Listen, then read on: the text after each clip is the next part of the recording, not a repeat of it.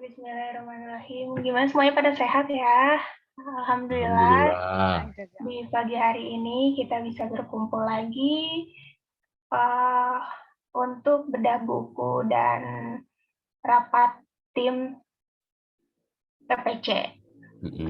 Dengan pembedah bukunya Teh Yoyo dengan judul bukunya yang sangat luar biasa. Mangga Teh Yoyo.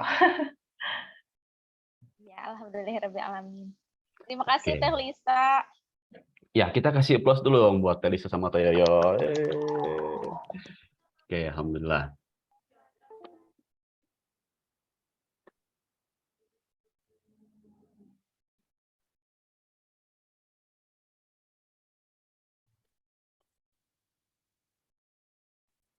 Alhamdulillah hatur nuhun Teh Lisa, hatur nuhun Kang Tio sudah bantu share untuk PowerPoint-nya.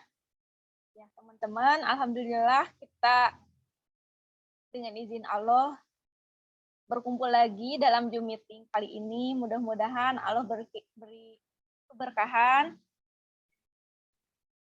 Allah mudahkan menerima ilmunya dan mudah-mudahan Allah mampukan juga untuk bisa mengamalkannya. Amin. Sebelumnya kita buka dulu dengan ucapan basmalah bersama-sama. Bismillahirrahmanirrahim. Bismillahirrahmanirrahim. Ya, insya Allah teman-teman hari ini akan sharing berkaitan dengan baca buku berkaitan dengan cash flow kuadran. Ya, judulnya itu cash flow kuadran yang ditulis oleh Robert T. Kiyosaki. Bukunya ini luar biasa sekali menurut saya. Dan apa yang akan kita bedah hari ini itu hanya sebagian kecilnya dan saya sarankan nanti teman-teman untuk baca langsung bukunya karena menurut saya ini bisa berubah banyak gitu berkaitan dengan melek finansial, kecerdasan keuangan dan mudah-mudahan bisa juga membantu gitu kita, saya dan kita semuanya untuk bisa punya kebebasan dalam hal keuangan. Nah, Robert T. Kiyosaki sendiri itu tuh bukan orang yang memiliki background aslinya itu dari masalah finansial. Beliau itu adalah seorang perwira korps marinir ya, perwira kapal dan juga seorang pilot. Ya. Nah, cuma karena beliau ini punya pengalaman yang luar biasa dari yang asalnya tunawisma sampai menjadi kaya raya gitu. Beliau itu mau sharing berkaitan dengan pentingnya kecerdasan keuangan yang salah satunya diwujudkan dalam menulis buku ini, Cash Flow Quadrant. Ada juga yang sebelumnya itu adalah Rich Dad, Poor Dad. Salah satu bentuk pembelajarannya itu adalah permainan cash flow. Teman-teman mungkin pernah bermain permainan cash flow ini yang kita kenalnya dengan monopoli. Ada yang pernah? Ada yang belum pernah atau? Aku mungkin pernah ya. Pak Yoko, zaman Pak Yoko ada nggak Pak Yoko? Gaple, Pak. Gaple ya? Gaple nggak masuk ya, Bu ya? Gaple nggak masuk ya, Bu? Sama ini nggak masuk ya? Iya. Ya, permainan cash flow ini adalah pengembangan dari monopoli. Kalau permainan monopoli, kalau monopoli kan kita mungkin bermain menikmati permainannya saja. Kalau permainan cash flow ini ada catat mencatat, membuat laporan keuangan, membuat analisa sampai kita tuh bisa mengambil keputusan keuangan. Teman-teman, suara saya jelas kan ya? Jelas. Jelas, Oh, ya, iya. aman. Alhamdulillahirrabbilalamin.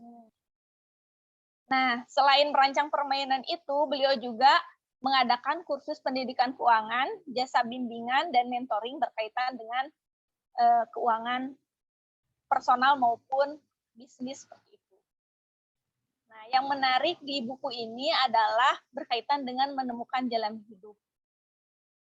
Boleh dibantu ke slide berikutnya.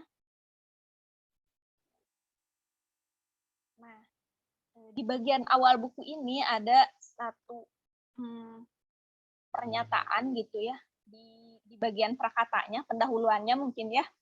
di sini tuh ada pertanyaan, apa tujuan hidup Anda?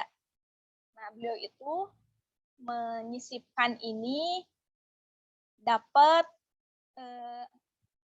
pengalaman gitu ya dari seorang biksu Vietnam bernama Thich Nhat Hanh yang mengatakan bahwa jalan adalah tujuan.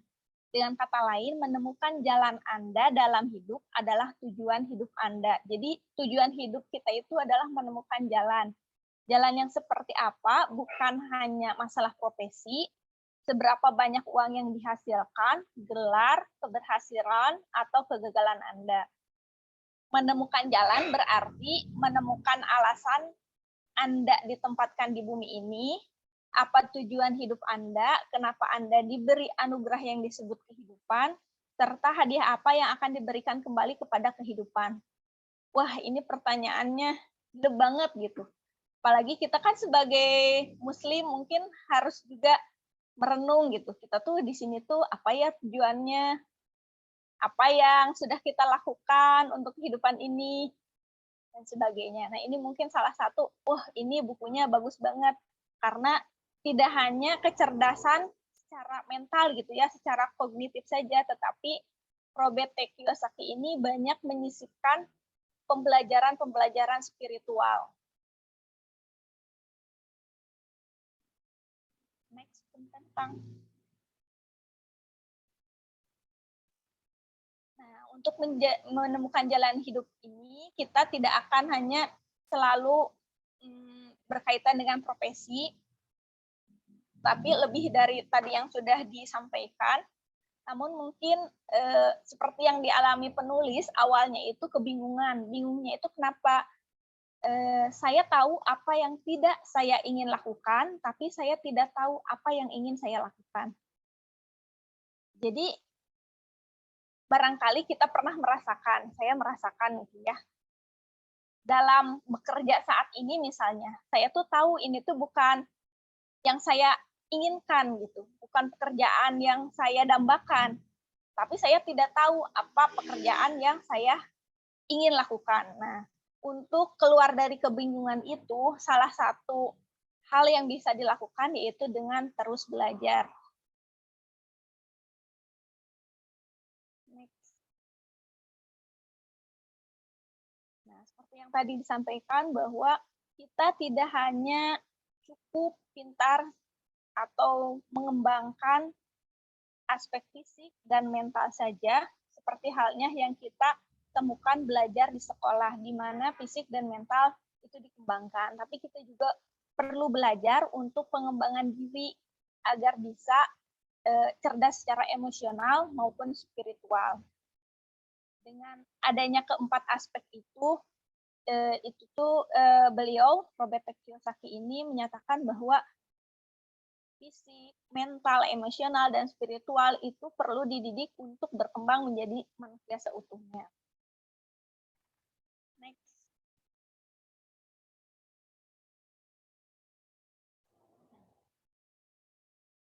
Dalam hal pendidikan, Robert T. Kiyosaki ini mengklasifikasikan menjadi dua, yaitu tadi pendidikan tradisional di mana sekolah, dan satu lagi adalah pengembangan diri.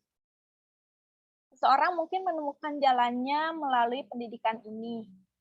Pintar, dapat nilai bagus, masuk sekolah favorit, bekerja di perusahaan bonafit. Namun, fakta membuktikan kekurangan pendidikan seperti ini, yaitu banyak orang yang lulusan dari sekolah, tetapi mereka itu pertama terperangkap dalam pekerjaan yang tidak mereka sukai. Yang kedua, terperangkap secara keuangan. Punya penghasilan, tapi penghasilannya itu hanya cukup untuk bertahan hidup. Yang ketiga, ingin memiliki penghasilan lebih, tapi dia itu tidak tahu harus melakukan apa. Nah, jadi selain pendidikan tradisional ini, Robert T. Kiyosaki menyarankan untuk menempuh pendidikan pengembangan diri, utamanya dari penyeimbang aspek emosional dan spiritual. Next. Nah, buku cash flow kuadran ini adalah lanjutan dari buku Poor Dad, Rich Dad. Pak Koko sudah selesai mungkin membacanya, Pak Koko ya? Itu Ada Alia, yang sudah pernah bukunya juga? Alia. Oh, itu teh punya Teh Alia. Nah, Iya. mungkin nanti perbedaan antara ayah miskin dan ayah kaya itu akan dibedah di sesi selanjutnya yang lain gitu ya. Sama Teh Alia ya. Nah, Iya, cuma Teh, di sama sini, aku. ya. Mungkin nanti nyambung ya Teh Alia. Yang Iya. salah satunya itu tuh di sini ada satu pernyataan, apakah saya bekerja keras atau bekerja cerdas. Nah, ceritanya itu di sini tuh ada satu kampung yang tidak memiliki sumber air. Dan untuk memenuhi kebutuhan airnya, dilakukanlah kayak tender atau lelang seperti itu. Dan ada 2 orang yang menyanggupi untuk memenuhi kebutuhan air di desa tersebut. Yang pertama, dia tuh menggunakan ember dari sumber air, dipikul jalan kaki ke desa yang membutuhkan air. Yang kedua adalah membangun pipa saluran air dari sumber air ke desa yang membutuhkan air tersebut. Kalau teman-teman berada di 2 orang yang dapat tender itu, teman-teman mau pilih yang mana? Boleh dong dibantu di chat. Iya. Mau pilih yang angkut pakai ember, jalan kaki bolak-balik dari sumber air, atau membangun saluran air?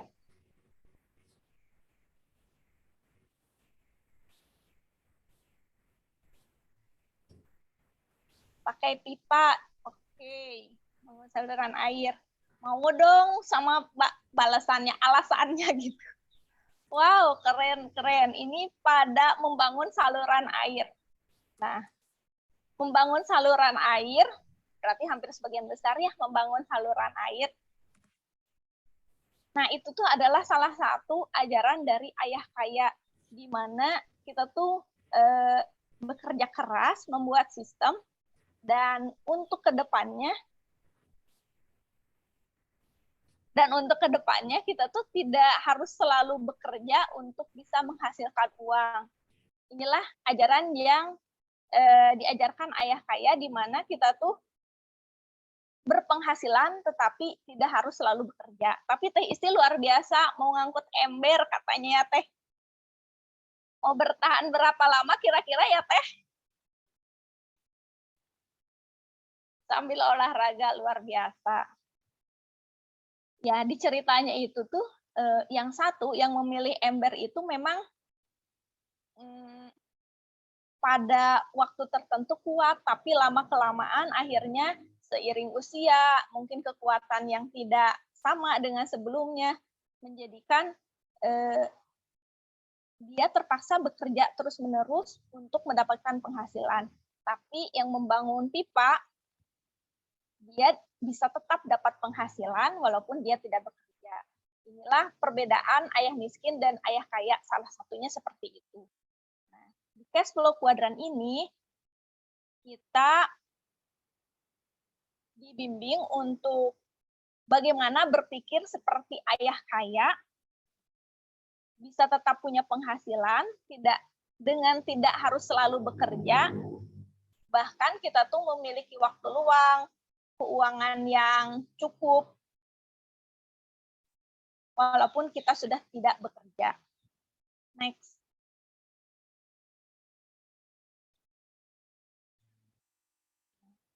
Judulnya kan cash flow kuadran. Nah, berarti ada pembagian menjadi 4 kuadran berkaitan dengan cash flow. Baik itu sumber penghasilan maupun nanti pengeluarannya. Cash flow ini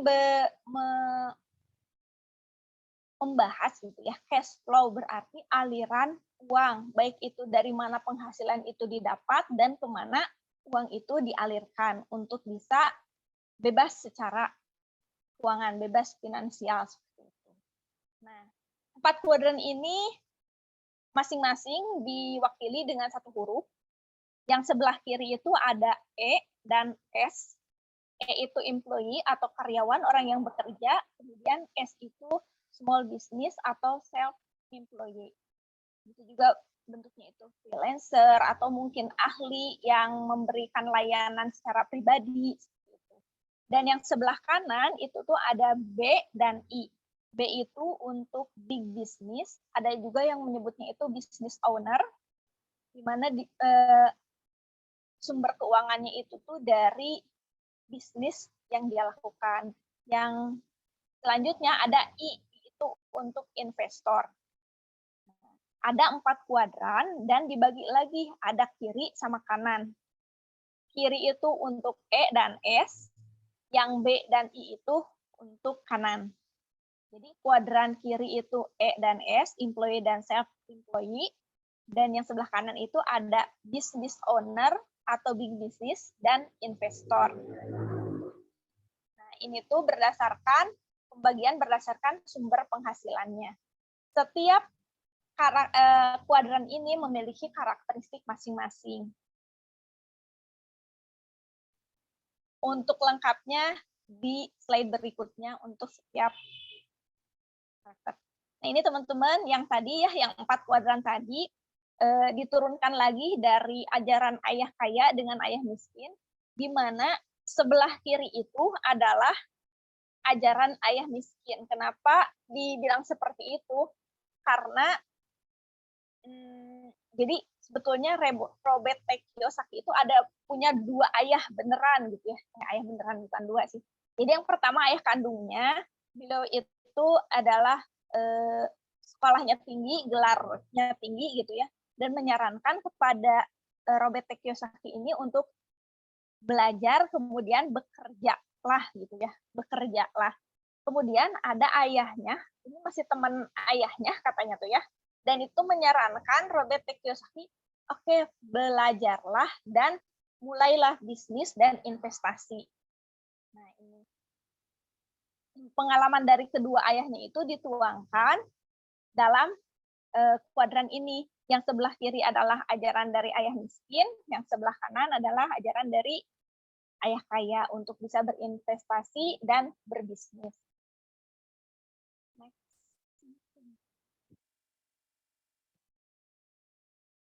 Nah, setiap kuadran ini memiliki karakteristik masing-masing. Yang sebelah kiri, yang atas, yang E itu employee. Jadi itu tuh kita itu bekerja pada orang lain. Tujuannya itu yaitu keamanan, penghasilan.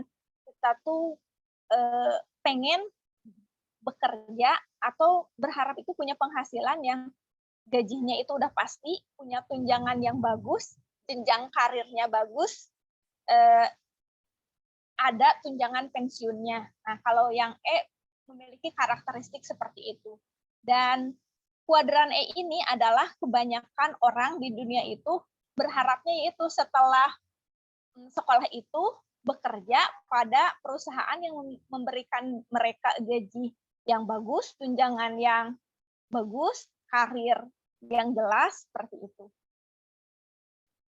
Nah, kemudian beralih ke kuadran kiri yang S. S ini adalah self-employee, di mana mereka itu memegang kendali untuk mereka bekerja. Jadi waktu kerjanya mereka yang bisa tentukan sendiri, kemudian penghasilannya bisa menentukan tarif sendiri, dan mereka itu menyadari bahwa ketika mereka bekerja, mereka layak dibayar lebih. Gitu. Tapi mereka juga tahu konsekuensinya ketika mereka tidak bekerja, berarti ya saya tidak dapat penghasilan. Nah, untuk yang self-employee ini diibaratkannya sebagai Superman ya. Jadi Superman, segalanya dilakukan sendiri. Mereka beranggapan bahwa tidak ada yang lebih baik dari dirinya untuk melakukan hal tersebut. Jadi tidak ada pendelegasian seperti itu. Nah, berbeda halnya dengan yang kuadran sebelah kanan. Untuk B, business owner. Jadi itu tuh orang yang bisa membangun sistem, menggunakan orang menggunakan orang ya. Jadi memanfaatkan sumber daya manusia dan sumber daya modal untuk dikelola dalam satu sistem. Mereka tidak mengerjakannya sendiri, bahkan mereka itu bisa merekrut atau mengorganisasikan orang-orang yang ahli terbaik di bidangnya untuk bisa bekerja untuk bisnisnya. Nah, kemudian ada yang I. Yang I itu investor ya. Jadi orang ini dia tidak bekerja atau mempekerjakan orang, tetapi dia langsung menanamkan uangnya pada aset-aset investasi gitu ya, aset investasi untuk bisa menerima penghasilan secara pasif, misalnya di saham atau di properti atau real estate.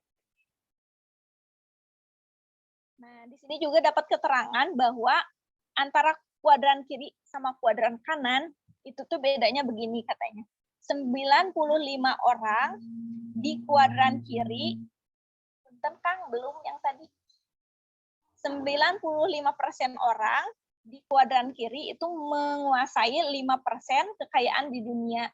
Sedangkan kuadran kanan itu tuh 5%-nya yang ada di kuadran kanan itu adalah 5%-nya dan itu tuh menguasai 95 kekayaan di dunia. Nah, kan. Next.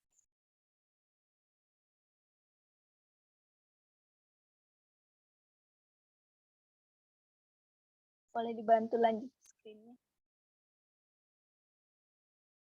Nah, di buku ini tuh sangat dianjurkan untuk bisa, boleh ke yang tadi dulu, untuk bisa melakukan berada di kuadran B. Kenapa di kuadran B? Karena untuk mencapai kesuksesan dan kemakmuran itu, kita bisa memanfaatkan OPT dan OPM ini. OPT itu other people time, dan OPM itu other people money. Jadi, dengan menggunakan uang dan uang orang lain, kita tuh bisa mencapai kebebasan keuangan. Dan ini tuh satu kuadran yang bisa mengubah itu tuh adalah di kuadran B. Dengan adanya sistem bisa mengelola waktu dari para pekerja, waktu dari para spesialis ya yang ada di self-employed untuk bekerja di sistem yang ada di kuadran B.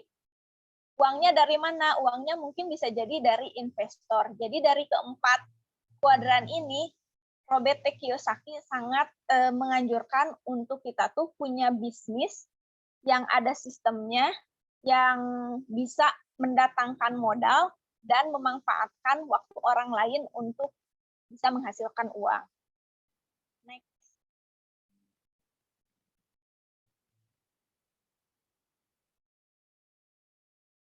Nah, ini adalah pola untuk bisa memiliki kebebasan keuangan. Mungkin kita awalnya mungkin dari seorang pekerja, tapi setelah bekerja itu kita punya penghasilan. Dan diharapkan dari penghasilan yang diterima itu tuh bisa kita gunakan untuk membangun sistem atau berinvestasi. Begitu juga penghasilan yang didapat dari self-employed untuk kedepannya sangat dianjurkan untuk dimanfaatkan untuk membangun bisnis, kemudian untuk bisa berinvestasi. Next. Nah, ini untuk bisa bebas keuangan itu, kalau digambarkan dalam laporan keuangan, yang atas itu teman-teman namanya itu laporan penghasilan itu kayak laba ruginya gitu ya, di mana ada penghasilan dan pengeluaran. Yang kedua ada neracanya, sebelah kiri aset, sebelah kanan liabilitas. orang yang punya kebebasan finansial, mereka itu punya penghasilannya tuh ditambah gitu ya, dan berusaha pengeluarannya itu ditekan lebih sedikit ya ini. Kemudian penghasilannya itu tuh digunakan untuk membeli aset, yang mana aset itu diharapkan bisa menambah penghasilannya. Jadi kalau kita bekerja gitu ya, punya penghasilan, carilah pekerjaan yang dibayar tinggi misalnya. Kemudian dengan penghasilan yang kita terima, mungkin sebagian disisihkan untuk pengeluaran. Tetapi lebih baik lagi kalau penghasilan itu kita gunakan untuk membeli aset, sehingga aset tersebut tuh kalau bisa aset produktif yang bisa menambah penghasilan kita di kemudian hari. Dan di sini juga ada utang ya, liabilities itu utang. Buku ini menyarankan untuk utang, tapi bukan untuk utang konsumtif. Utang yang dibayar itu untuk oleh orang lain. Next.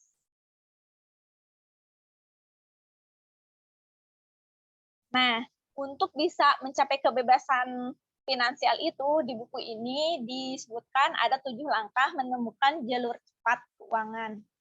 Yang pertama itu adalah saatnya mengurus bisnis Anda sendiri.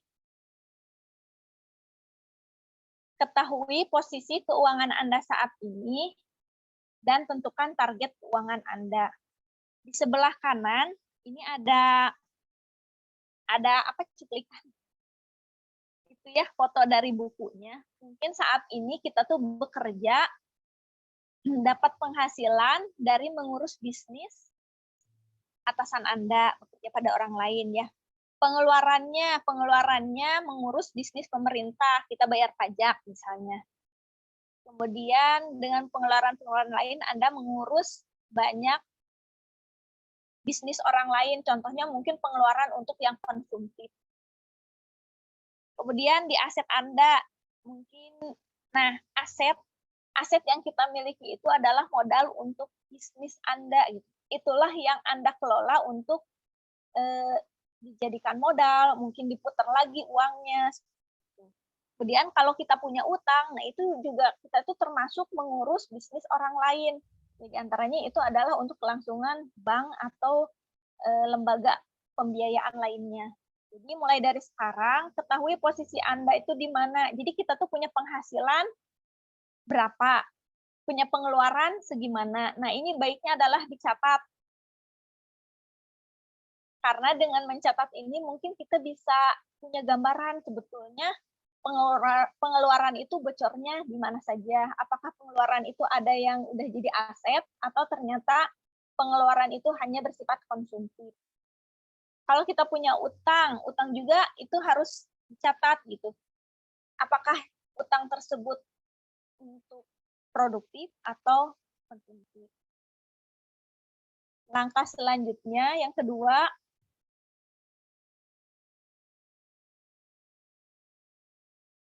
kendalikan arus kas Anda. Slide-nya belum pindah, Kang. Udah ya? Ya, terima kasih Kang Kyo. Oke. Kendalikan arus kas Anda. Kenapa ini tuh harus dikendalikan? Teman-teman, kas itu penting ya. Kas itu sangat dibutuhkan, tapi kas juga itu sangat rawan kebocoran seperti itu. Maka kita tuh harus bisa mengendalikan arus kas tersebut. Pertama, mengendalikan kebiasaan untuk mengeluarkan uang. Nah, dengan dicatat, ini tuh akan bisa dapat gambaran uang kita tuh larinya kemana aja. Yang kedua, minimalkan utang. Karena salah satu pengeluaran yang harus dilakukan dari kas yang kita miliki itu, kalau punya utang itu berarti mau nggak mau itu harus dibayar. Gitu. Makanya harus diminimalkan utangnya. Yang berikutnya adalah hiduplah sesuai kemampuan Anda. Di sini tuh ada yang namanya garis merah keuangan Anda. Jangan sampai kita tuh mendahulukan gaya hidup gitu ya, di luar kemampuan keuangan kita saat ini seperti itu. Nah, pola arus kas itu ada macam-macam, teman-teman. Di sini ada, di antaranya ada 3, pola arus kas miskin, menengah, dan kaya. Boleh dibantu pindah. Nah, sebelah kiri itu tuh pola arus kas miskin, di mana kita tuh bekerja, punya penghasilan, dan itu tuh lewat aja hanya untuk memenuhi kebutuhan pengeluaran saja seperti itu. Yang kedua ini tuh pola arus kelas menengah. Nah, jebakan di kelas menengah ini adalah dia punya utang, dia bekerja dan punya penghasilan, penghasilannya itu dikeluarkan untuk membayar utang. Next, yang ketiga adalah pola kelas kaya, di mana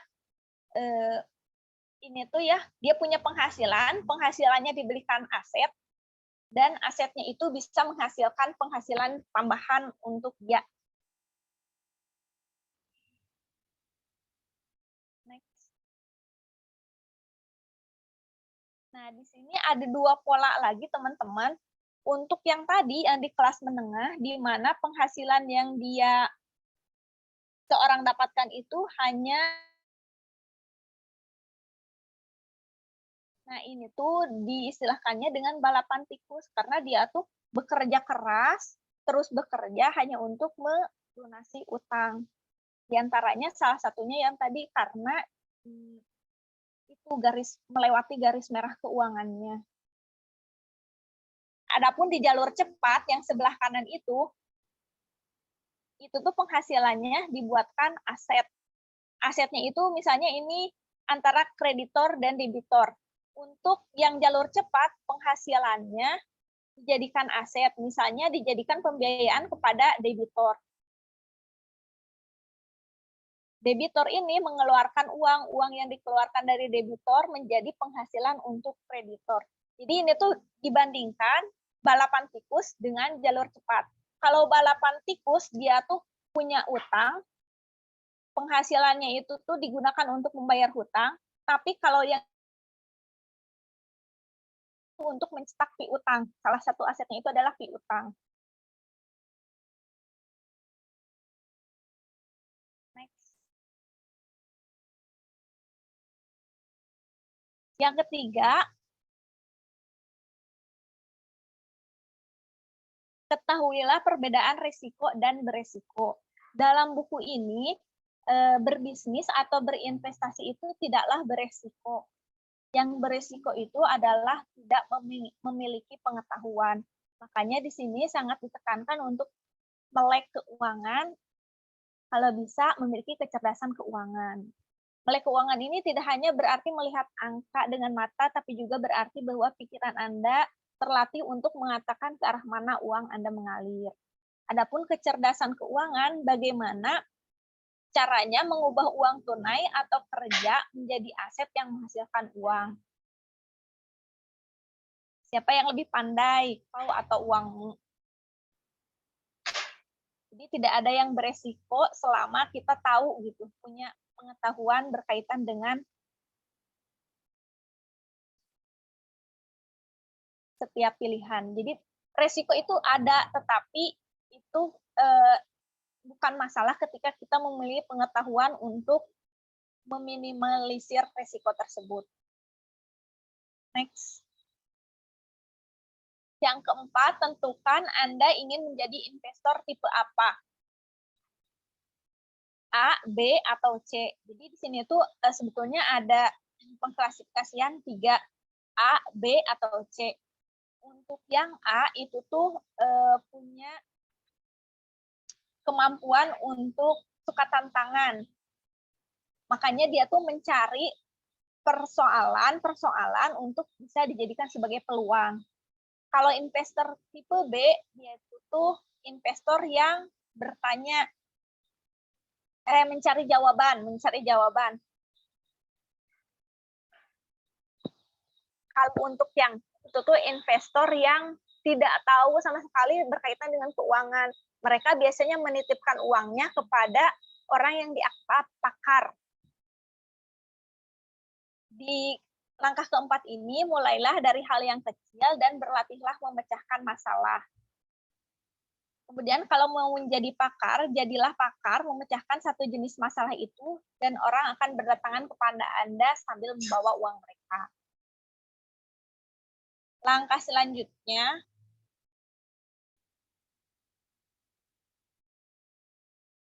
carilah mentor. Nah, dalam buku ini tuh disebutkan dengan siapa Anda melewatkan waktu adalah masa depan Anda. Mentor itu adalah orang yang bisa memberitahu apa yang penting dan apa yang nggak penting untuk bisa mencapai tujuan kita. Yang kedua, mentor itu bisa tokoh panutan terbalik. Maksudnya panutan terbalik itu mungkin kita juga bisa belajar dari orang-orang yang gagal.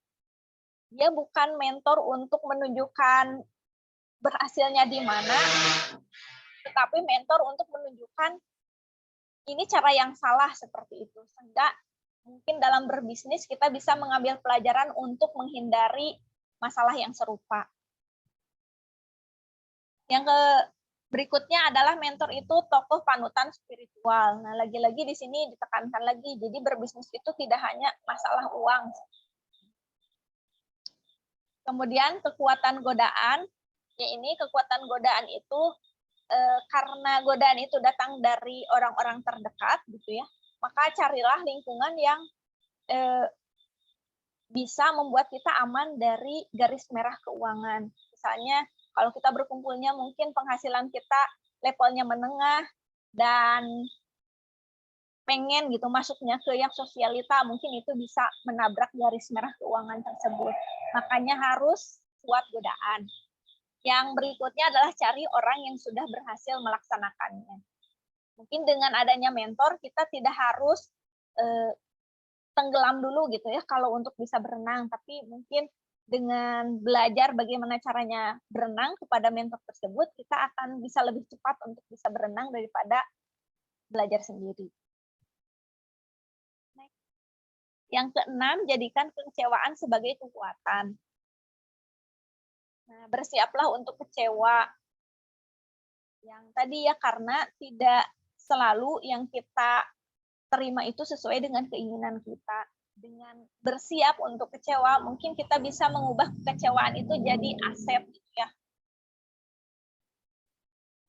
Yang berikutnya, didampingi seorang mentor. Kayak yang kemarin kita dapat gitu ya dari upgrading, bahwa ketika ada masalah itu tuh kita tuh perlu seseorang yang bisa dipercaya untuk bisa berbagi. Nah, salah satunya pentingnya ada mentor itu ketika ada kekecewaan, mungkin kita bisa sharing dengan mentor tersebut. Yang berikutnya, bersikap baiklah kepada diri sendiri.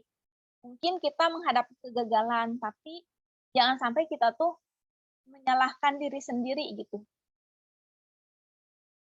Karena kalau sudah menyalahkan, kita tuh nggak bisa, pikirannya tuh udah nggak jernih lagi. Nah, yang selanjutnya, katakan yang sebenarnya.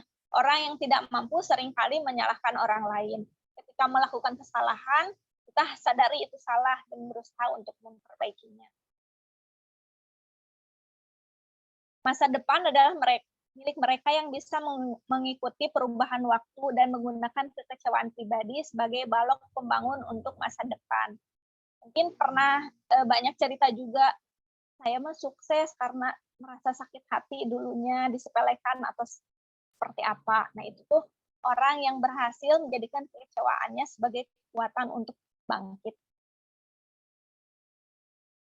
Langkah berikutnya yang terakhir yaitu kekuatan keyakinan. Bertindaklah, percaya pada diri sendiri dan mulailah hari ini. Nah, Anda mungkin meragukan kemampuan diri Anda. Yang saya katakan hanya yakinlah Anda mempunyai semua yang dibutuhkan saat ini untuk menjadi sukses secara keuangan. Satu-satunya yang diperlukan untuk membangkitkan pemberian Tuhan yang alami adalah hasrat, tekad, dan keyakinan yang dalam yang mengatakan bahwa Anda mempunyai kepandaian dan karunia yang unik yang Allah titipkan. Nah, kekuatan keyakinan ini bisa dilatih dengan bercermin dan mendengarkan. Jadi kita ngomong depan cermin, hal-hal yang positif. Pikiran adalah refleksi. Jadi ketika kita bisa berpositif thinking, maka itu loh adalah stimulus dari jiwa gitu, ungkapan hati terbentuk dari pikiran. Yang selanjutnya adalah uang tidak menetap pada orang uang tidak menetap pada orang yang tidak mempercayai dirinya sendiri. Dan semua perkataan adalah cermin. Maka di kekuatan keyakinan ini mungkin ada kata-kata berhati-hatilah dengan apa yang Anda pikirkan, karena apa yang Anda pikirkan itu adalah apa yang Anda katakan. Hati-hatilah dengan apa yang Anda katakan, karena kata-kata itu adalah apa yang Anda lakukan, yang terjadi.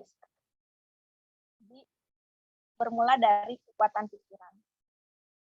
Next. Ya, habis. Yang tadi ya, karena teman-teman sudah banyak yang memilih membangun pipa saluran tersebut, nah berarti mulailah membangun saluran pipa yang menghasilkan uang untuk menopang kehidupan Anda dan keluarga. Nah, di sini ada, maksudnya tugas atasan Anda adalah memberi pekerjaan. Tugas Anda lah yang membuat diri Anda sendiri kaya. Next, masih ada kan? Habis. Oh ini ya, ada kutipan-kutipan menarik.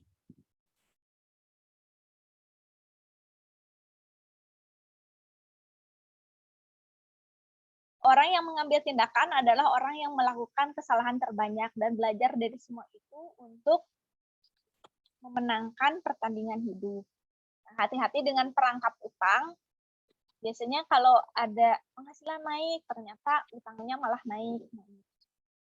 Jadi dengan adanya utang, mungkin secara sesaat gitu, kita tuh merasa tidak ada motivator yang paling bagus selain utang, katanya seperti itu ya. Tapi itu tuh utang tuh menjebak kita untuk terus-menerus bekerja untuk melunasi utang. Perangkap kesuksesan. Nah, ada juga orang-orang yang sukses itu secara finansial mungkin kaya raya, tetapi suksesnya mereka semakin banyak waktu luang yang mereka miliki. Jadi habis waktunya untuk bekerja. Tidak butuh uang untuk menghasilkan uang. Robert Kiyosaki berpendapat bahwa yang dibutuhkan itu adalah impian, tekad besar, kesediaan untuk belajar dengan cepat, kemampuan menggunakan aset Anda dari yang merupakan pemberian Tuhan, serta mengetahui kuadran mana dari kuadran cash flow yang tepat bagi Anda untuk memperoleh penghasilan. Kalau sudah ya, Kang? Iya, habis deh. Alhamdulillah, luar biasa. Sudah 80 barakallah. slide sekarang. Oke, kita kasih plus dulu buat Teh Yoyo, teman-teman. Alhamdulillah, luar biasa ya dia.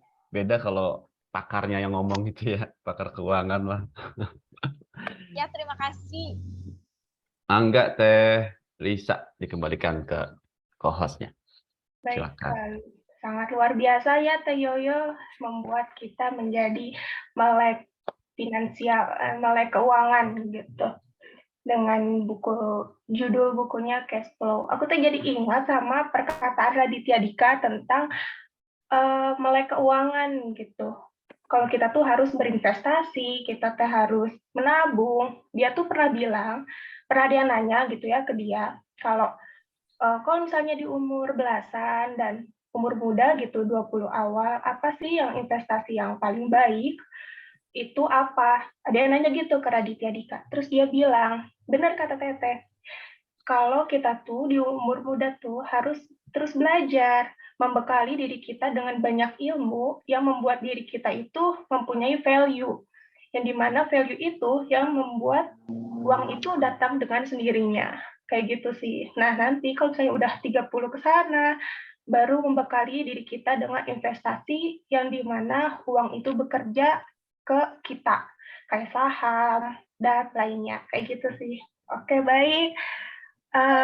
Mungkin dari yang lainnya ada tambahan dan referensi, mungkin gitu. Iya, tentu Kalisa. Bagus ya, insight-nya juga dari Kalisa ya. Betul ya, teman-teman ya. Usia 20-an itu investasi luar biasa adalah belajar. Oke, mangga. Ayo, silakan yang mau nanya, yang mau sharing.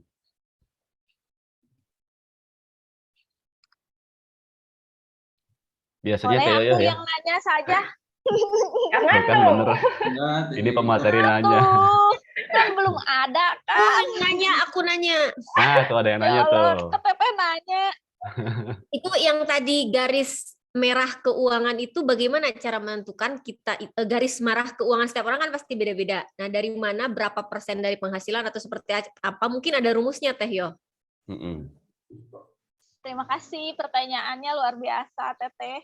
Aku paling suka rumus, cuma sayangnya di buku ini tidak ada rumus yang berapa-berapanya. Cuma yang ditekankan itu, jadi kita tuh kayaknya penghasilan kita terbatas atau tidak terbatas ya Teh? Oh bukan kita, mungkin saya atau Teteh. Teteh tidak terbatas. Sama aja terbatas kan? Nah inilah mungkin yang jadi patokannya itu tuh adalah penghasilan kita gitu ya Teh ya.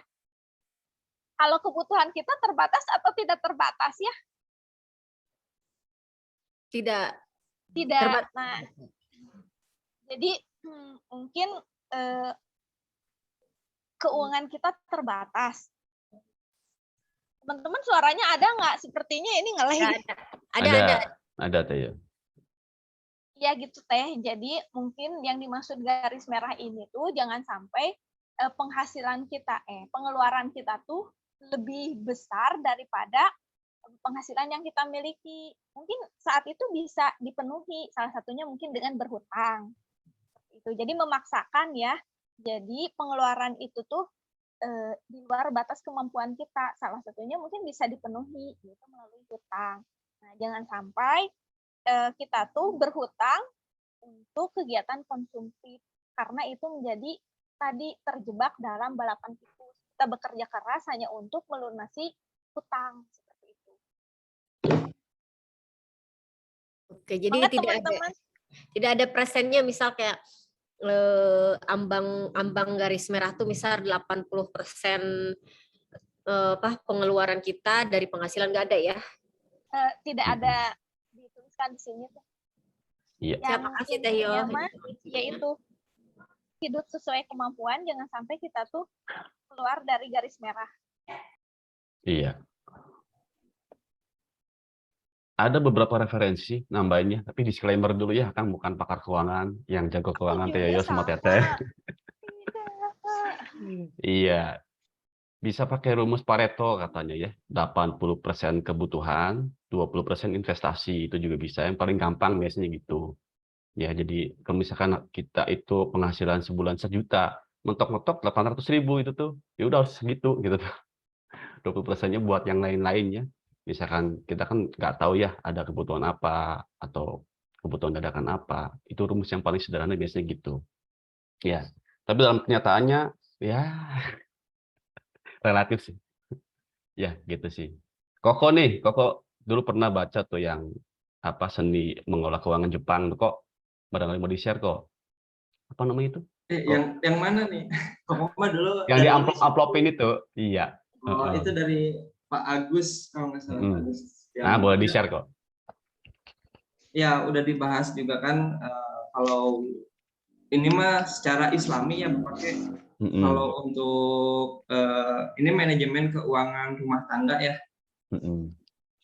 Terus yang pertama tuh kita sisipkan setelah gajian tuh disarankan untuk investasi untuk Allah. Yang pertama untuk Allah, bisa sedekah. Kalau wajib zakat ya. Kalau misalkan belum wajib zakat bisa sedekah. Terus yang kedua itu untuk utang. Kita misalkan punya utang nggak? Cicilan motor, cicilan rumah, atau cicilan mobil kayak gitu. Cicilan shower ya kok? Shower mah nggak, cash itu. Oh, langsung. Terus yang ketiga tuh untuk masa depan. Untuk masa depan tuh contohnya pendidikan anak kayak gitu, terus asuransi yang kayak gitu di poin ketiga setelah sedekah, setelah bayar utang, dan ya yang ketiga itu untuk masa depan. Terus yang keempat itu terakhir masa kini yang fleksibel itu. Yang masa kini itu untuk kebutuhan kita untuk makan dan yang lain-lain gitu. Kebutuhan sehari-hari kita. Gitu Bapak kayak. Alhamdulillah. Kalau Koko sendiri sih emang diamplopin. Jadi kan jadi uniknya tuh kalau uang, kalau misalkan gampang cair tuh gampang keluar. Contohnya disimpan di ATM nih. Terus kan itu di ATM tuh gampang cair ya, kalau misalkan ada promo Shopee tinggal klik transfer gitu kan, gampang cair itu. Beda kalau misalkan uang itu diambil cash semua, misalkan setelah gajian kita ambil uang cash semua, itu beda. Kalau misalkan ada promo Shopee mau transfer juga harus hubung dulu, atau enggak minimal harus ke Alfamart dulu untuk belanja kayak gitu. Ya. Terus yang ketiga tuh ada yang lebih sulit lagi, dibelikan ke emas. Nah kalau emas lebih sulit lagi, kalau misalkan uang udah jadi emas, mau dibelanjain misalkan ke Shopee, kita harus ke Antam dulu, terus nukar emas jadi uang, terus dari uang kita transferin ke bank, kayak gitu kan lebih sulit lagi. Kayak gitu, makanya kalau Koko sendiri masih manajemen amplop sih, jadi gajinya teh dipakai buat ditarik sebagian untuk kebutuhan sehari-hari. Jadi ada amplop untuk sekolah, untuk bensin, terus untuk beli roti pun ada, terus untuk bayar listrik sampah satpam yang kayak gitu-gitu ada. Itu untuk yang keempat sih, poin keempat yang fleksibel. Ya. Cuman kalau ini mah Teh Yoyo mah kayaknya bahasnya bukan untuk rumah tangga sih, lebih ke investasi ya, pilihan. Ya. Betul, karena bukunya demikian untuk kecerdasan finansial. Ya. Itu kebebasan finansial, betul Pak Koko. Oke, hatur nuhun Pak Koko. Ya. Jadi ini sih pakai diingatnya dulu, sering presentasi juga bahas masalah kayak gini ya. Iya. Atau di MLM kan ya. Ya pastinya begitu. Gimana jargonnya kok?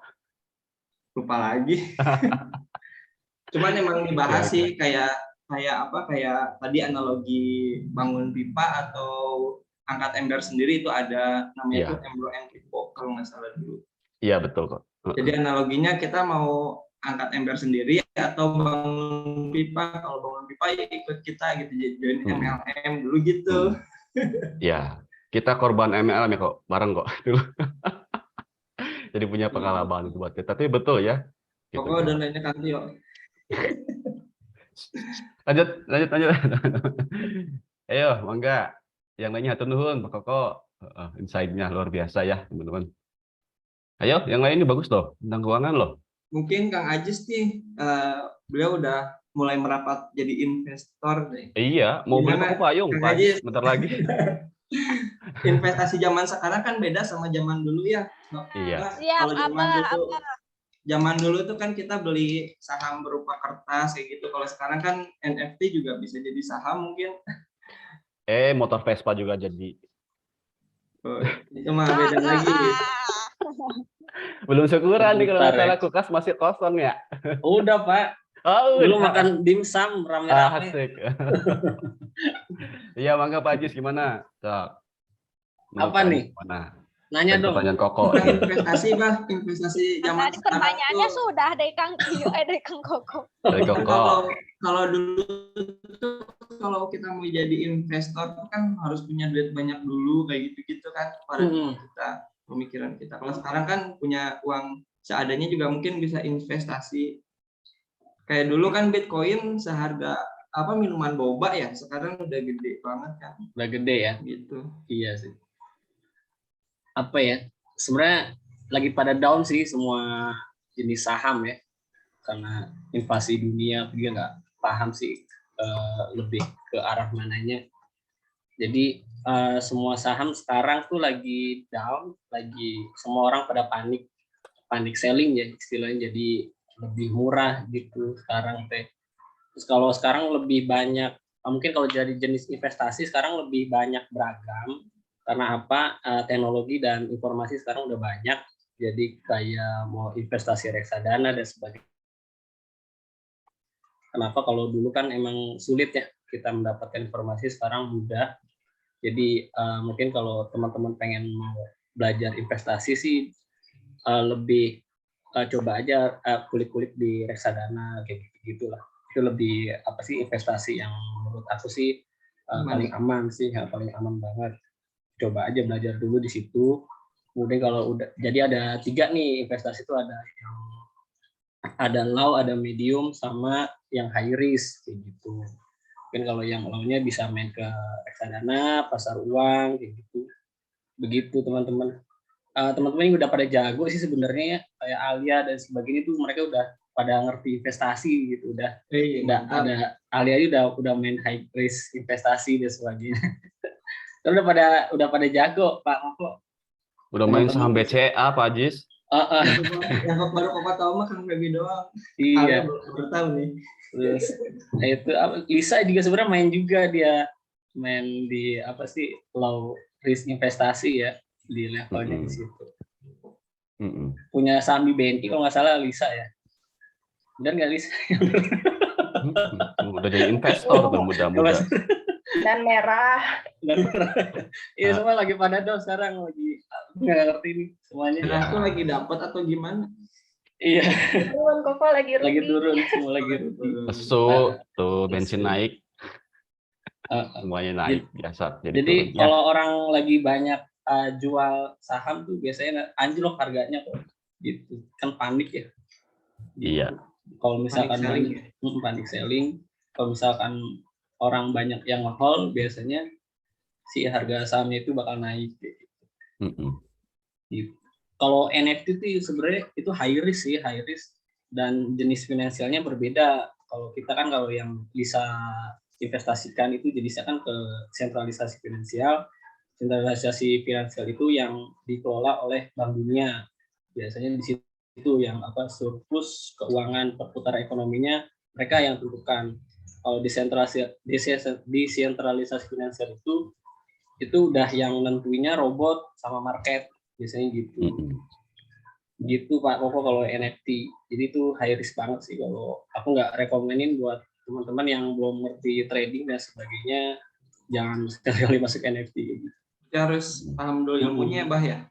Iya basic apa sih jual beli saham kayak gitu-gitulah. Itu harus udah ngerti banget, terus analisa pasar, terus harus ngerti floor price market tuh gimana, average pasar tuh seperti apa kayak gitu. Itu dalam banget sih gitu kalau NFT ya. Begitu Pak Koko. Ini mungkin terlalu teknis ya pembahasannya. Ya. Nggak tahu pada ngerti apa enggak. Teman-teman. Ya. Begitu. Oke, hatur nuhun Pak Ajis, Pak Koko. Mangga ada lagi teman-teman. Mau nanya kata Yoyo. Mangga kok. Pak Koko. Teh Yoyo, dari tadi kan ada itu ya, ada apa kayak diagram yang segi 4 itu yang ada employee, bisnis, employee sama investor. Nah, gimana caranya kita berpindah dari kuadran kiri ke kuadran kanan? Misalkan kita awalnya dari investor, dari employee. Ya betul Pak Koko. Terima kasih pertanyaannya. Teman-teman suaranya ada nggak ya? Ada Teo. Ada. Alhamdulillah. Iya. Pak Koko, jadi untuk bisa berpindah itu tuh tadi ada 7 langkah ya untuk percepatan keuangan. Percepatan apa tadi teh? Ada yang 7 langkah itu. Ya, tips. Itu bisa digunakan untuk pindah dari kuadran kiri ke kuadran kanan. Mungkin untuk teknisnya, teman-teman suaranya ada kan ya? Ada Teo. Ya. Jadi Pak Koko tadi itu ada 7 langkah yang bisa dilakukan. Nah di buku ini tuh setiap langkah tuh ada seperti kayak worksheet-nya gitu. Pertama tadi ketahui dulu posisi kita tuh ada di mana, sebagai pekerja kah, sebagai self-employee, atau sudah di kuadran B atau sudah di kuadran I. Tadi berarti kalau mau pindah berarti kita menyadari masih di kuadran E atau S ya. Ya, betul. Ya. Pertama yang tadi kita sudah tahu kan di mana posisi kita. Yang kedua, target berikutnya kita mau pindahnya ke B atau I gitu. Oke. Nah, sudah tahu targetnya. Yang berikutnya yaitu adalah mengatur cash flow, arus kas kita kok. Mungkin kita dapat penghasilan sebagai pekerja, kita dapat bayaran sebagai staf ahli. Nah, uang yang kita terima itu mungkin sebagian kita gunakan untuk memenuhi kebutuhan hidup. Dan ada sebagiannya yang kita sisihkan untuk membangun bisnis atau berinvestasi.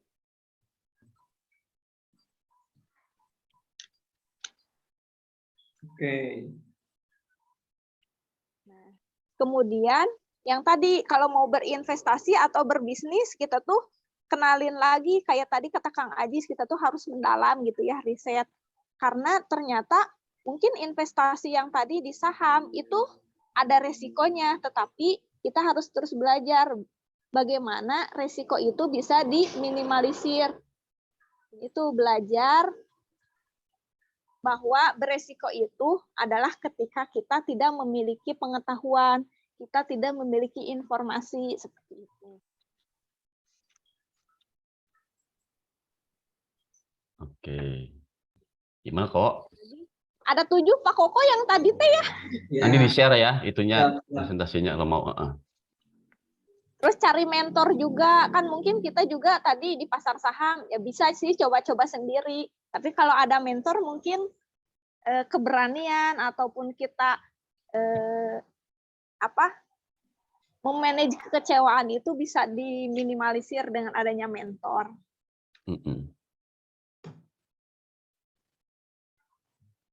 Cukup kok? Cukup, udah puas? cukup. Oke. Ya. Nah, Pak Haji ketawa we. Oke, biar makin seru gini, teman-teman ya, boleh lihat gambar yang tadi ya. Gini, karena masing-masing orang itu punya preferensi loh ternyata. Nggak semua pengen jadi investor, teman-teman. Seriusan. Ada yang aku tuh udah puas gitu di bekerja gitu tuh ya. Aku udah merasakan kepuasan gitu tuh. Karena nggak selamanya di investor tuh enak, teman-teman. Seriusan. Betul. Ya, atau bisnis owner tuh enak. Tanya Teteh itu ya. Ada galaunya ada gitu tuh. Dan Gimana ada yang teh, nggak enak mau. ya, teh? Banyak galaunya. Yes, gitu ya, berbanding lurus dengan resikonya gitu kan. Nah, Akang pengen tahu nih, menurut teman-teman yang apa yang sesuai dengan rasa hati sekarang gitu ya. E, S, B, atau I? Ketik coba. Ayo. Ketikin di chat ya. Terima kasih Pak Tio, ini yang aku mau lemparkan luar biasa. Iya. Ayo coba ketik, masing-masing punya beda-beda loh. Nah, aku kan B. Bagus kok, terus. Ayo yang lainnya. E. Tuh kan? Yes. E. Tuh. Teh Lili E, oke. Teh Yo E, bagus. Ayo yang lainnya. 2 lagi nih, 5. Tuh, Pak Ajis investor nih. Wah, Memang, mantap. luar biasa. Nanti kita belajar ke Pak Ajis kok. Ya. Selalu berbeda dengan saya, Abah. Oh, Kang Febi, Kang Arya investor ya. Ayo. Kan berbeda, karena ini udah mengalami yang B, Pak. Iya. Oke. Ya. Stresnya kayak gimana gitu. I know. Ketika ada proyek gede, stres sendirian gitu-gitu. Oke. TLS itu self employee atau small business ya. Kita tuh kayak profesi kayak dokter, buka praktek kayak gitu tuh contohnya ya. Desain juga bisa self employed. Betul. Ya, desain grafis gitu kan. Juga kayak pernah tuh. TL tuh kan masang tarif buat jadi bikin project gitu ya, desain itu tuh S itu tuh freelance. Nah itu Jadi tuh banyak. Ya Superman sendiri gitu, kekuatannya sendiri. Berarti kalau yang S tuh kerja dapat duit, nggak kerja nggak dapat duit ya? Betul. Gitu. Dan ujungnya harus investasi kan? Ujungnya harus investasi, betul. Investasi Alia. Iya. Harus berpikir juga. Ya. Nah. Oke ya teman-teman, tuh kan beda-beda kan, masing-masing kan tuh kayak S gitu kan. Mungkin gini ya, pakai kenapa beda-beda? Karena mungkin paradigma kita sekarang tuh dibandingin dengan kebahagiaannya. kita bahagia nggak jadi self employed gitu. Betul. Bahagia nggak jadi employee gitu. Betul Pak. Betul Pak Koko. Tapi ujung-ujungnya kalau di corporate besar ya, ketika kita posisi kita kan semua jadi E ya. Itu tuh pada saat pensiun itu kita dibekali harus jadi B atau enggak I. Ya, makanya ada yang namanya training prapurna bakti. Ya, betul. Nah, kayak gitu. Seperti dulu itu Pak Jis, masih juga B atau I gitu. Yang ke Pak Payung dulu tuh dari Kementerian Tenaga Kerja tuh. Ya, masih ingat ya? Iya. Ada Pak Jis dulu kan gitu. Kunjungan kementerian itu membekali betul Pak Jis manajemennya yang mau pensiun gitu kan dengan B atau I, betul. Betul Pak Jis. Ya gitu ya, jadi teman-teman ternyata setelah dicek kan data ya, gitu dari teman-teman sendiri ya, kan beda-beda ya.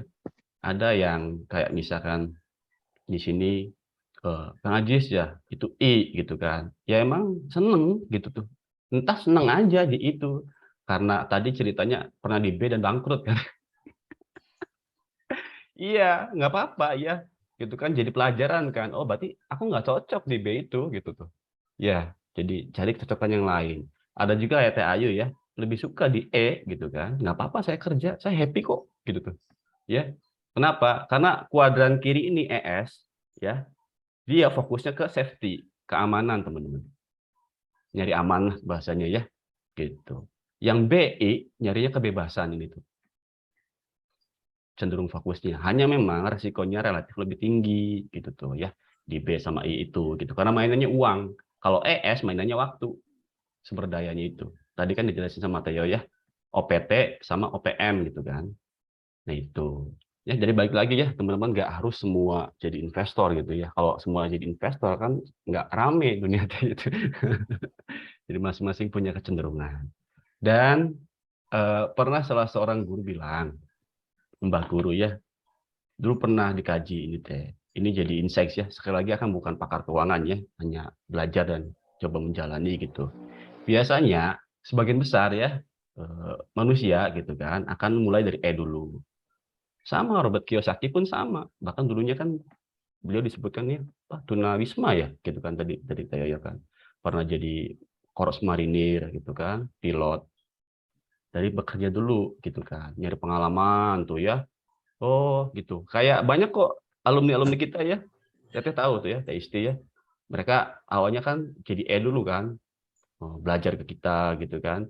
Terus loncat nih ke S gitu. Mereka resign ya. Kayak misalkan adalah salah satu alumni kita kan yang bikin bisnis sendiri gitu kan dari small business gitu tuh. Itu di jalan itu proses tuh ya. Mereka coba cari tantangan baru gitu teman-teman. Karena di E ini mungkin mengalami kebosanan. Ya nggak apa-apa. Boleh. Nggak selamanya harus jadi E gitu kan. Pindah ke S, yang sukses ke S biasanya ke B atau ke I. Kalau sesuai aturannya biasanya ESBI, kuadran 1 E, kuadran 2 S, kuadran 3 B, kuadran 4 I, biasanya gitu. Ya kalau sesuai perjalanannya, tapi nggak gitu.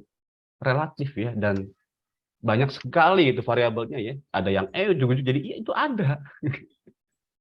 Ya gitu kan. Pak Ajis. Ya.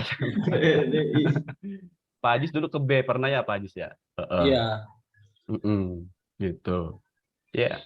Kamu sama dulu pernah ke S, pernah ke B, pernah ke I juga pernah dulu, ya. Tapi nggak gede gitu kan, pernah invest gitu kan. Oh gini rasanya, oh gini rasanya. Akhirnya balik lagi ke kuadran kiri karena aku merasakan apa ya terpenuhi gitu, bahagia gitu kok. Yes, ya. Nah itu ya jadi teman-temannya nggak harus semuanya ke apa B atau I ya, supaya ya rame-rame lah gitu ya, warna-warni lah kehidupannya gitu, nggak harus di kuadran kanan. I pun sama S gitu ya, kuadran kiri pun kalau terpenuhi ya rasanya happy gitu di sini nggak apa-apa, jalani aja gitu. Bisa jadi kan lama-lama di ES pensiunnya gede nih kayak Pak Ajis gitu kan, aman kok di sini emang gitu tuh karena kerjanya happy ya, kerja sepenuh hati. Kata Teh Lisa kan tadi ya, ngumpulin value, betul, karena value atau nilai atau kompetensi kita lah yang akan ditukar dengan uang gitu tuh ya. Belajar terus sampai umur 40 biasanya ya. Nah, umur 40 biasanya kalau berdasarkan riset itu loncat ke kanan biasanya kayak gitu tuh. Kalau kata Mario Teguh ya, Akang dulu pernah kan dengerin gitu. Jadi apa 20 sampai 30 zamannya belajar gitu kan. Masanya kita belajar terus tuh. Ya. Terus 30 40 kerja. Oh, totalitas kerja. 40 50 tuh baru business owner. Karena kamu akan dikejar uang katanya itu. Ya, kalau kita kan sekarang lagi ngejar-ngejar uang nih. Benar nggak? Ya, nanti umur 40 sampai 50 uang ngejar kita katanya gitu tuh. Ya. Nah, di saat itulah kita bisa sambil berinvestasi. Katanya mah gitu ya. Tapi relatif sih teman-teman ya. Itu paling ya sedikit tambahannya. Mudah-mudahan bermanfaat ya teman-teman semua. Tuh, hatur nuhun. Alhamdulillah, hatur nuhun Kang Tio, luar biasa. Sami-sami. Bu Istian mau nambahin nih. Dari sudut pandang bisnis owner gimana teh? Suka duka boleh teh.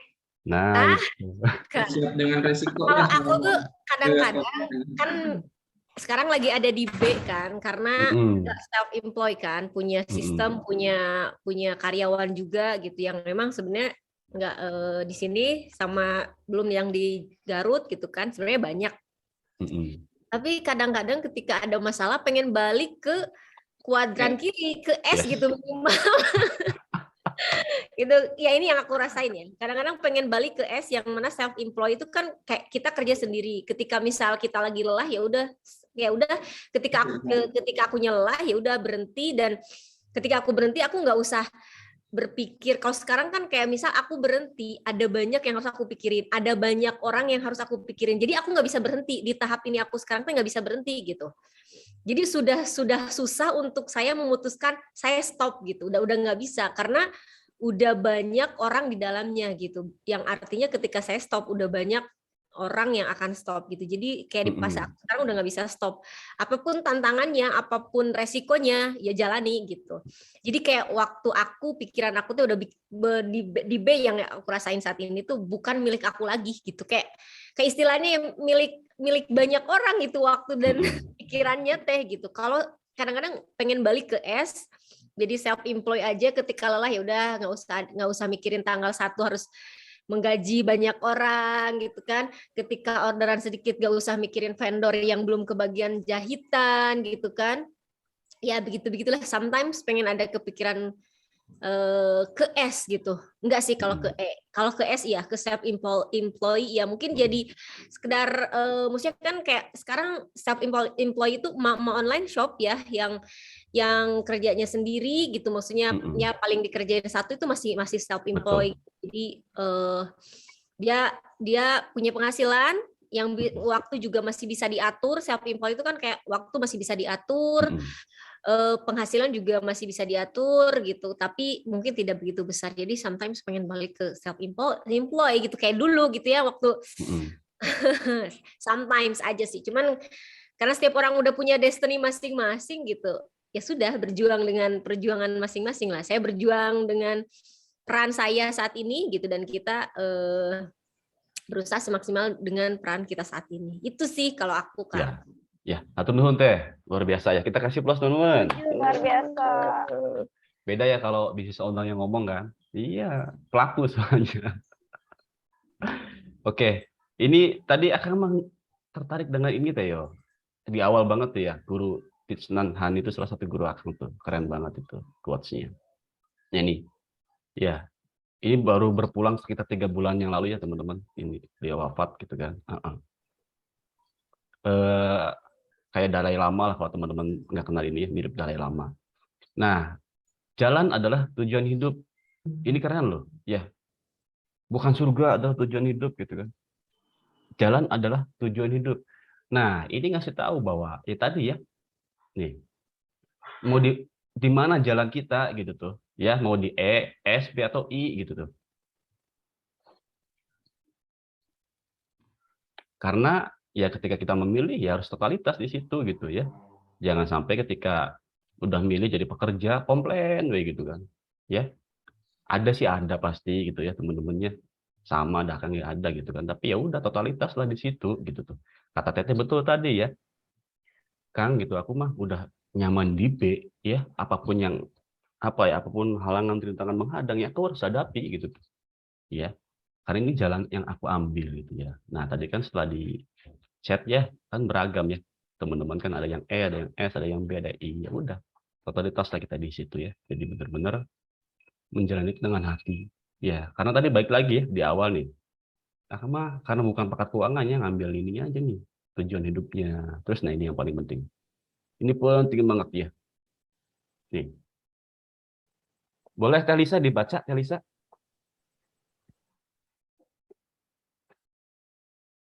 Tujuan hidup. Menemukan jalan berarti menemukan alasan Anda ditempatkan di bumi ini. Apa sih tujuan hidup kita? Kenapa kita diberi anugerah yang disebut kehidupan ini? Hadiah apa yang akan diberikan kembali pada kehidupan? Ya. Apa? Ya, betul dong. Tadi saya ini kalau versi akhir ini yang apa ya? Yang salah satu yang paling penting itu yang diberikan sama Teh Yoyo ya. Gitu. Jadi menemukan jalan, berarti menemukan alasan Anda ditempatkan di bumi. Kalau kata Mark Twain, ada yang tahu Mark Twain nggak? Mark Twain ya. Ada dua hal yang sangat penting bagi setiap manusia katanya. Ya, yang indah gitu. Yang pertama adalah hari ketika dia dilahirkan, ya. Dan yang kedua adalah hari ketika ia tahu mengapa ia dilahirkan. Nah, itu jadi lebih ke situ ya. Ayo sama-sama. Pak Ajis dalam banget ya, terlalu dalam ya. Kayak tadi bahasan Pak Ajis ya. Iyalah kita main lagi deh di yang tipis-tipis dulu ya. Gitu ya teman-teman ya. Apapun jalannya mau di E, S, B atau I, ya udah jalan jangan sepenuh hati. Intinya begitu sih teman-teman. Oke. Maka ada lagi? Setuju Kang Tia, terima kasih. Dan mungkin aku pengen nambahin aja sih.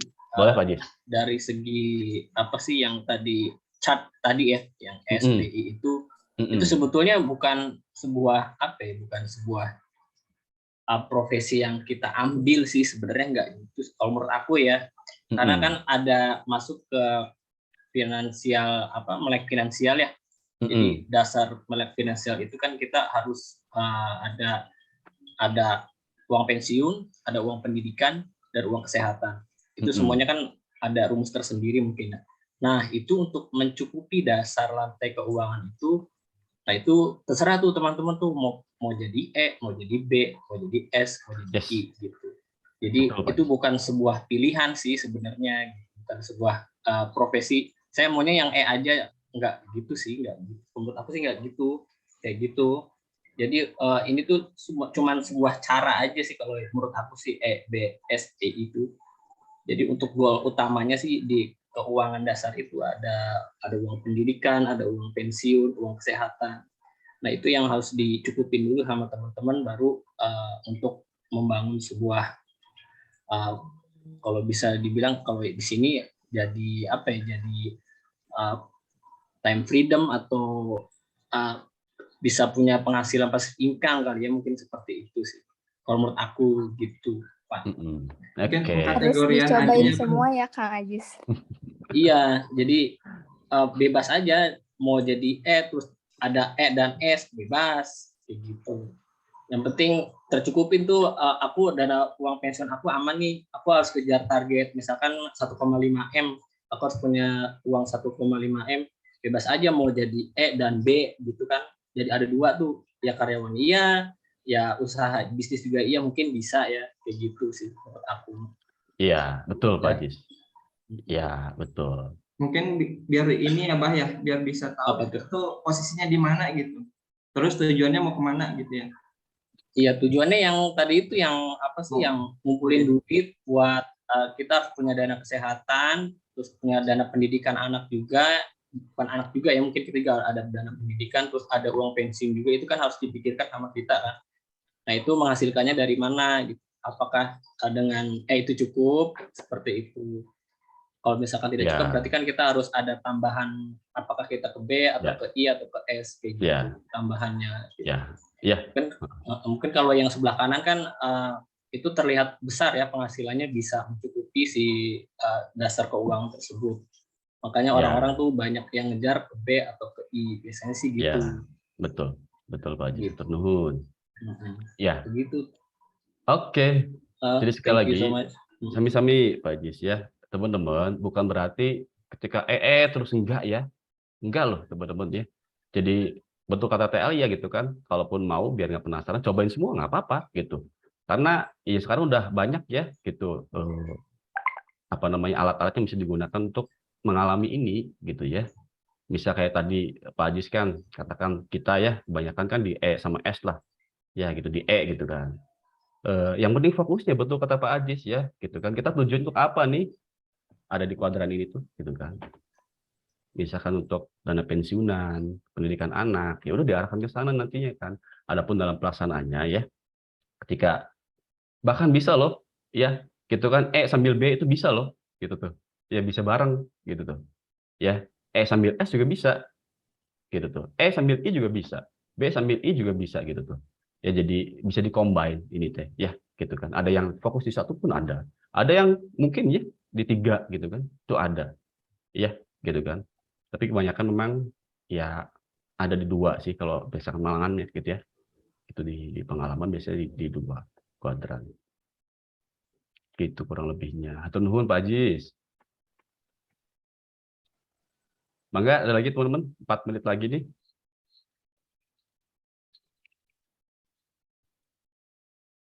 Kalau kata Kokoma sih kalau misalkan mau ngambil 2 itu ya, 2 tadi pilihan ya harus siap dengan resikonya juga sih. Iya, betul. Iya. Kayak misalkan yang kiri nih kita mau ambil E sama S, yaitu yang kita korbankan ya waktu kita gitu.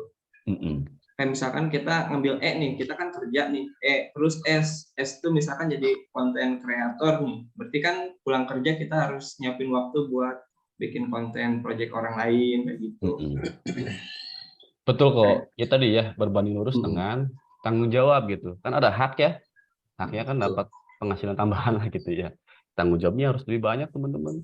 Gitu kan makanya tadi ada yang banyak yang milihnya yang E ya karena aku kerja aja udah cukup kan gitu. Aku happy gitu. Aku butuh me time. Ya nggak apa-apa gitu tuh ya. Gitu. Tapi bagi orang lain yang kayak kita misalkan bapak-bapak yang kebutuhannya lebih banyak ya mungkin bukan karena terpaksa tapi ya karena harus gitu. Harus ya Pak ya. Iya Pak Ajis ya. Pendidikan semakin mahal ya Pak ya. Iya Allah Pak Ajis gua. Masya Allah. Iya, udah gede-gede lagi gua. Aduh. Itulah ya. Hatur nuhun Pak Ajis Pak Koko. Mangga Teh Lisa dikembalikan barangkali masih ada Syok dilanjut. Baik, terima kasih. Tadi udah banyak yang nambahin dari para manajer, mungkin dari para marketing dan gudang mungkin ada tambahan lagi atau tanggapan yang lain. Oke, bagus tadi saya ingetin. Seperti biasa ya, Akang bakal ngerandom nih sama Teteh ya.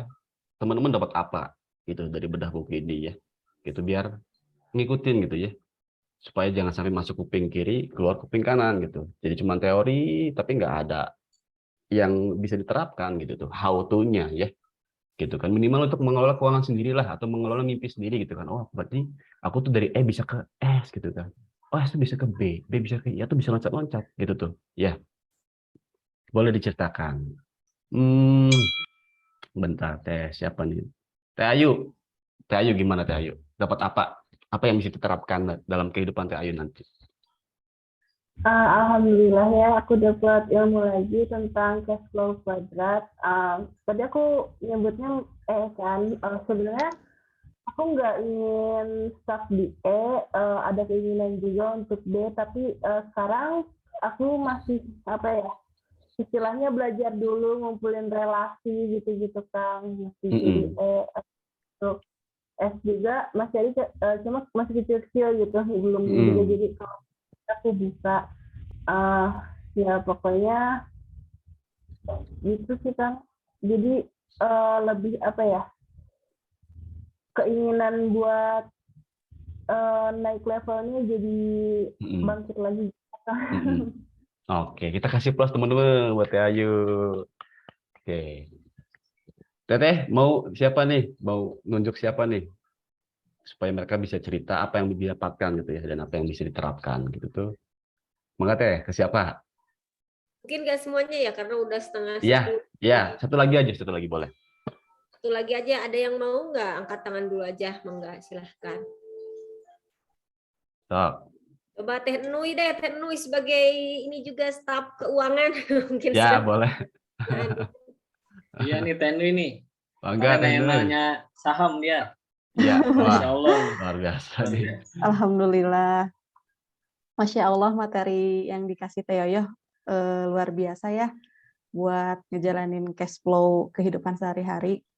Ini mah mau berbagi pengalaman aja sih kalau cash flow di rumah tangga.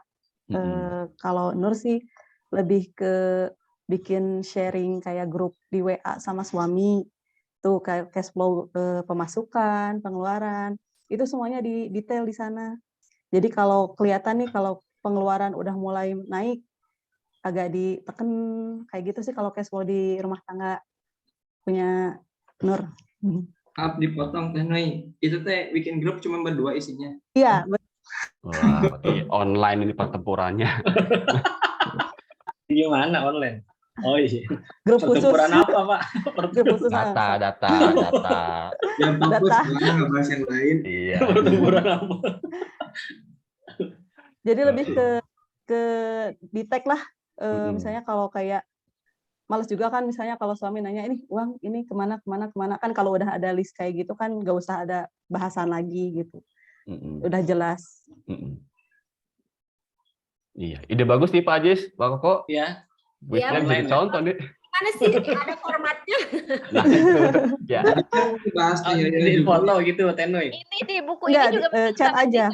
kan, ya. Jadi misalnya kalau ada minus, misalnya kalau minus pengeluaran apa aja tuh dikasih minus ini nanti ada pemasukan dikasih plus kayak gitu. Nanti sisa uang total ada berapa kayak Tadi gitu. sih sama Teh Yoyo dibahas juga ya ada tips salah satunya kan mencatat pengeluaran tuh. Kadang kita sering lupa tuh itu. Mencatat pengeluaran duit kemana ya gitu padahal. Iya. Belanja gitu. Berarti yang masuk juga di itu ya dicatat ya Teh Noi ya. Dicatat kecuali punya Nur. Oh. Punya Nur mah nggak masuk. Bisa ya Pak Ajis. Ya, uang Buat apa kita suami, bikin uang grup kalau istri, ya. Uang istri Pak Ajis. Kira semuanya gitu. Enggak, pribadi mah enggak itu mah. Oh iya. Luar biasa nih Pak Koko. Berarti yang dicatat itu uang suami itu. Aduh, Pak Tio. Koko sih nanya.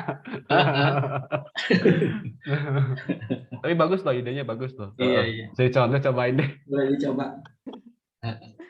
Biar nggak berantem gara-gara uangnya. Iya. Iya. Oh, Pak Tio gimana? Dicatat. Apanya? Spreadsheet. Uang saya ya pangkat.